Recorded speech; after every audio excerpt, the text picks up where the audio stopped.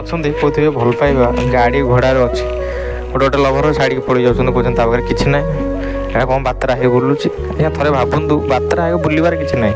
ଏମିତି କିଛି ଆଜ୍ଞା ଲଭର ଅଛନ୍ତି ଲଭ୍ ମ୍ୟାରେଜ୍ କରୁଛନ୍ତି, ଖାଇବା ପାଇଁକା ତାଙ୍କର ଯେତିକି ଲିମିଟେସନ୍ ଦରକାର ସେତିକି ଅଛି, ଛୋଟ ଗାଡ଼ିଟେ ଅଛି, ସ୍କୁଟିଟେ ଅଛି, ଘରଟେ ଅଛି, ତଥାପି ଖୁସିରେ ଅଛନ୍ତି।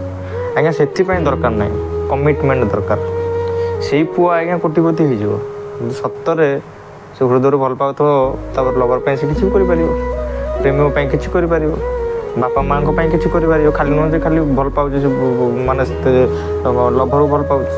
ଭଲ ପାଇବା ବିଭିନ୍ନ ପ୍ରକାର ଅଛି, ବାପା ମାଆ ପାଇଁ ବି କେତେ କ'ଣ ପୁଅମାନେ କ'ଣ ବି କରିଦେଉଛନ୍ତି।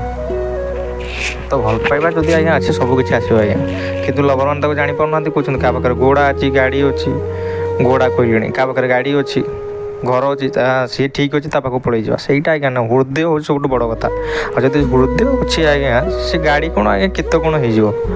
ତେଣୁ ସେଗୁଡ଼ା ଦେଖନ୍ତୁ ଆଜ୍ଞା, ଆଜିକାଲି ଝିଅମାନେ କିଛି ଜାଣିପାରୁନାହାନ୍ତି ଆଜ୍ଞା। ହୃଦୟ ଯିଏ ସତରେ ଭଲ ପାଇଛି ସିଏ ଆଜ୍ଞା ଜାଣିଥିବ କ'ଣ ମାନେ ହୃଦୟ କ'ଣ ବୋଲି, କିନ୍ତୁ ସେଇଟାକୁ କେହି ଅନୁଭବ କରୁନାହାନ୍ତି, ଛାଡ଼ି ଦେଉଛନ୍ତି। ଝିଅ ପୁଅକୁ ଛାଡ଼ି ଦେଉଛି, କିନ୍ତୁ ପୁଅର ଯଦି ମନ ଥିବ ସେ କ'ଣ ହେବ ଆଜ୍ଞା, ହତାଶା ହେଇକି ରହୁଛି।